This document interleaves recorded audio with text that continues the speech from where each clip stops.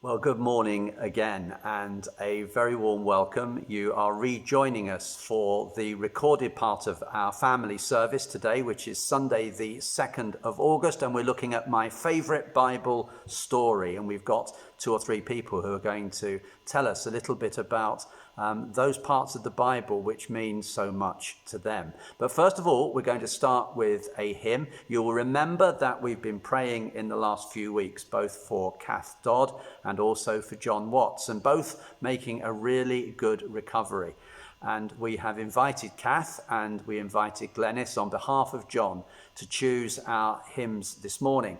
Kath went first, and Kath, as you might expect, has made a really good choice. So our first hymn this morning is Lord of all hopefulness, Lord of all joy.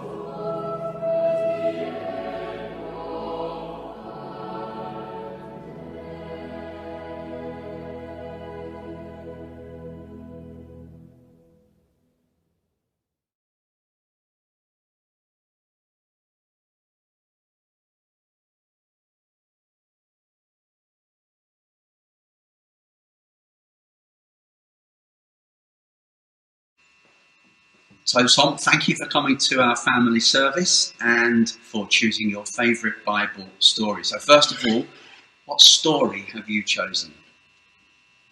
I have chosen Daniel in the Lion's Den from the book of Daniel. Wonderful. And who are you going to choose to read that with you today? My grandma and granddad. Okay.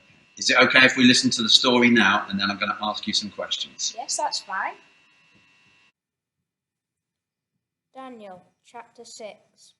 Daniel served under King Darius and became his friend and most trusted adviser. All the other advisers in the kingdom grew more and more jealous of him. And when they heard that Darius was going to make Daniel the most important man in the kingdom, they plotted against his life. They knew that, although he was part of the government, he was not a Mede but a Jew. He was faithful in keeping God's laws and in his worship. Your Majesty, they said, you are such a great and wise ruler. Please pass a law to make all the people worship only you for 30 days. King Darius was surprised and flattered at this suggestion. His advisors bowed low to the ground, saying, "Let anyone who worships any other god be thrown into the lion's den." So Darius took his royal seal, wrote out the law in his own handwriting, and sealed it in front of them. Daniel's enemies were thrilled at their success, bowing low and smiling with triumph. "Remember, O king," they said, "the law of the Medes and the Persians can never be changed." When Daniel heard of the new law, he went straight to his home and began to pray to God. 3 times a day he went to his upper room where the windows opened towards Jerusalem. There he knelt and prayed, just as he had always done. Soon the word came to King Darius, "Daniel is disobeying the royal law. He refuses to worship the king, but prays to his own God." Then Darius grew pale. He buried his face in his hands, deeply distressed, because he trusted and respected Daniel. "Remember that the laws of the Medes and Persians cannot be changed," said the advisors slyly. "Yes, I remember," shouted the king, and stormed away from them, desperately thinking of a way to rescue his friend Daniel. But it was impossible. He had passed the law himself and could not change it, and so he was forced to have Daniel arrested and thrown into the lion's den. "Daniel," he called, "may your God, whom you worship so faithfully, rescue you now."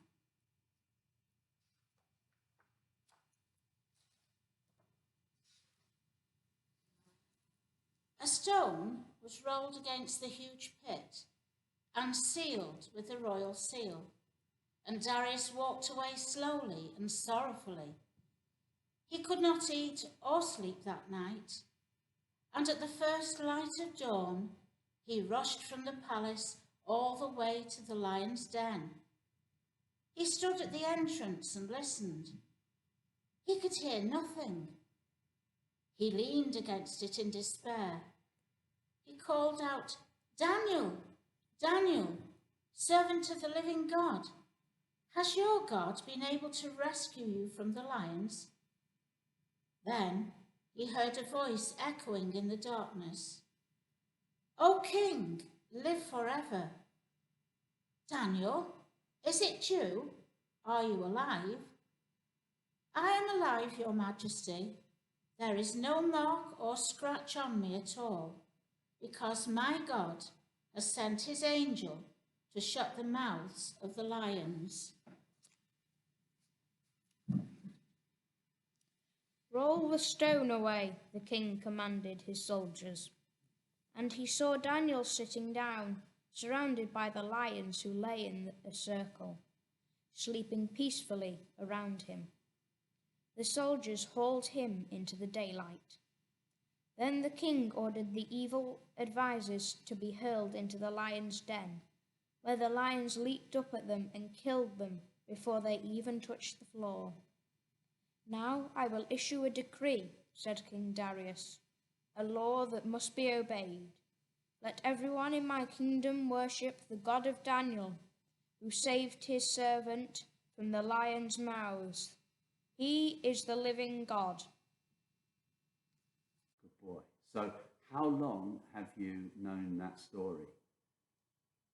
I first heard it when I was about 5.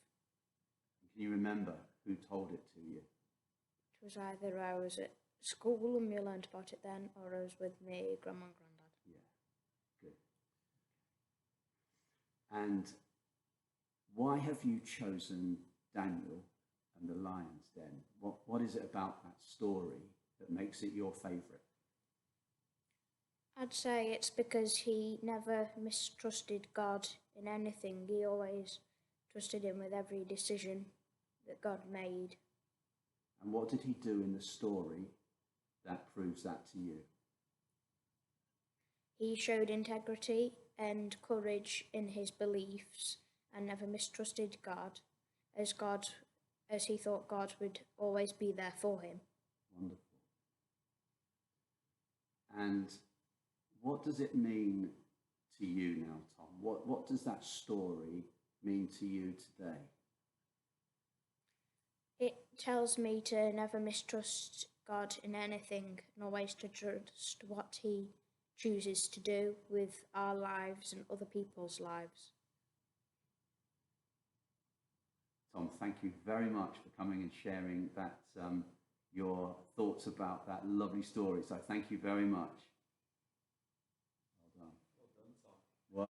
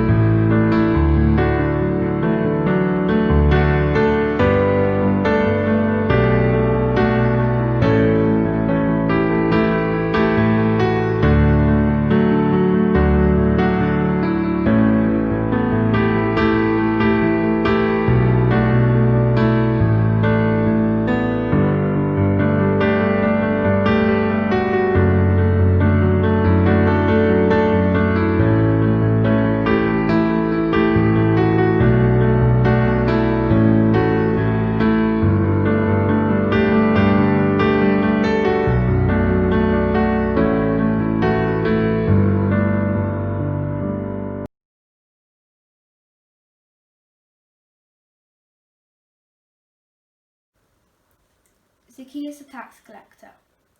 Jesus entered Jericho and was passing through. A man was there by the name of Zacchaeus. He was a chief tax collector and was wealthy.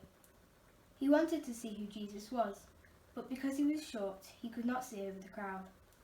So he ran ahead and climbed a sycamore fig tree to see him, since Jesus was coming that way. When Jesus reached the spot, he looked up and said to him, "Zacchaeus, come down immediately. I must stay at your house today." So he came down at once and welcomed him gladly. All the people saw this and began to mutter, "He is gone to be a guest of a sinner." But Zacchaeus stood up and said to the Lord, "Look, Lord, here and now I give half of my possessions to the poor, and if I have cheated anybody out of anything, I will pay back 4 times the amount." Jesus said to him, "Today salvation has come to this house, because this man, too, is the son of Abraham. For the Son of Man came to seek and save the lost." This is the word of the Lord.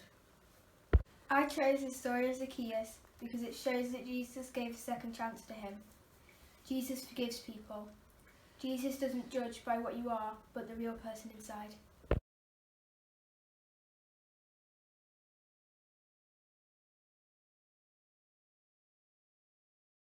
So we've already heard many different Bible stories that people around our church really enjoyed as a child or even later in life, and how it's had an effect on them. And one of my favourite Bible stories is the story of Ishmael and his mother Hagar. And just to give some background to that story, Abraham and Sarah, who the promise of God was built on to build the tribe of Israel, were promised to have a son one day, but they were both in their old age and somewhat scoffed at the idea. And so Sarah encouraged Abraham to have a child with her slave girl, a lady called Hagar. And the child they had was Ishmael. When Abraham and Sarah later have their child Isaac, however, Ishmael and Hagar seem to come towards the end of their use, and they're both sent into the wilderness on their own. And we have this picture of Hagar and Ishmael in the blazing hot sun in the barren desert with no water. And Hagar lays Ishmael under a bush for some shade and sits away from him and looks on in total despair, watching her child suffer. And just at that moment when all seems lost, an angel of the Lord appears to Hagar and encourages her and tells her of how God is going to bless her and continue to take care of her. And when she opens her eyes, she sees a well that is filled to the brim with water, and she fills up her water sack and feeds Hagar and Ishmael. And for me, that's a really important story because it shows us that God never forgets about us. No matter where we are, no matter what wilderness we find ourselves to be in, God will always provide for our needs. And God will never let go, regardless of how we might mess up in life or the effects that other people might have on us. God continues to journey with us and invite us into something better. And I'm sure you all have your favourite Bible stories, but for me, that is the one that I hold on to quite dearly.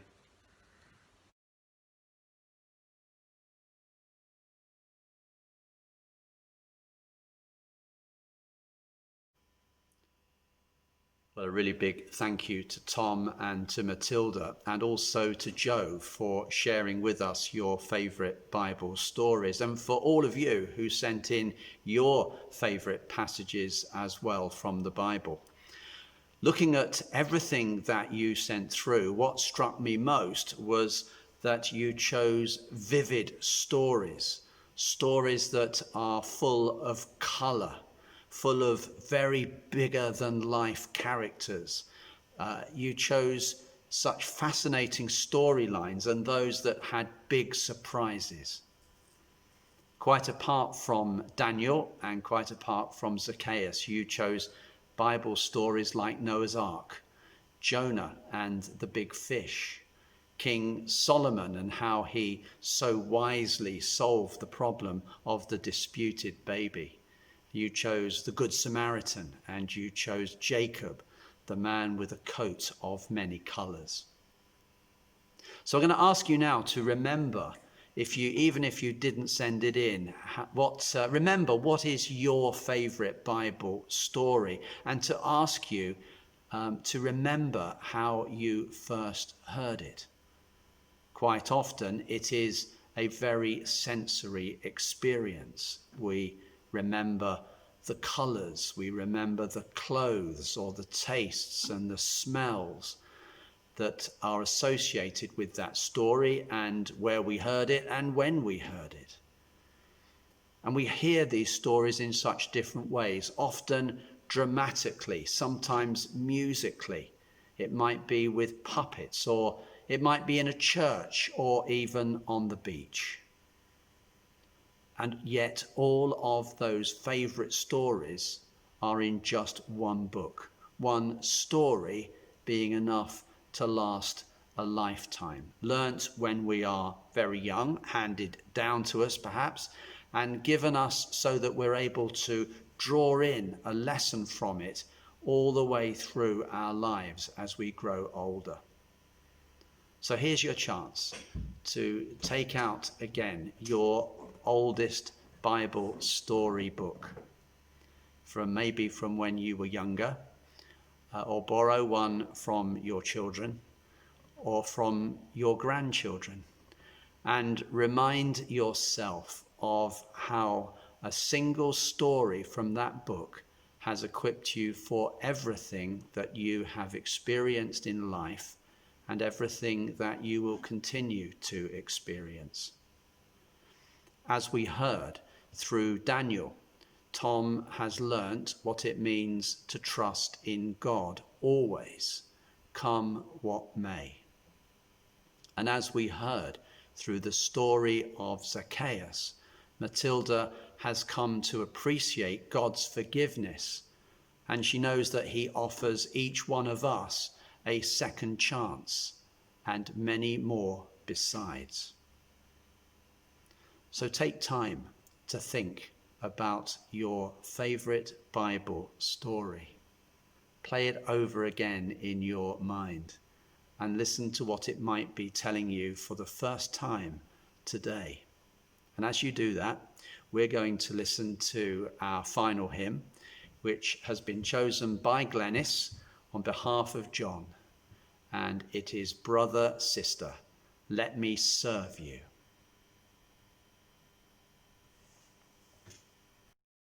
Brother, sister, let me serve you. Let me be as Christ to you. Pray that I may have the grace to let you be my servant too.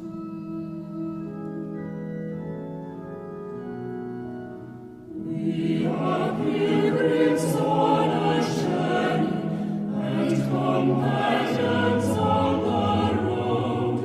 We are here to help each other walk the mile and very road.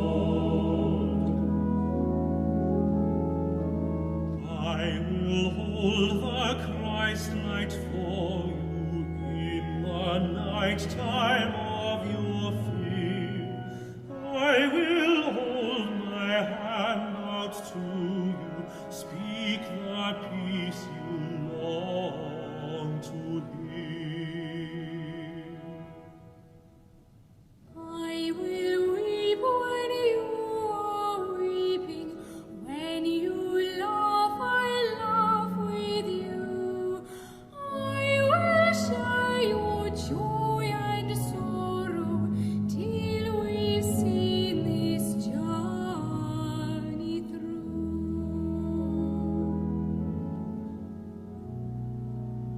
When we sing to God in heaven, we shall find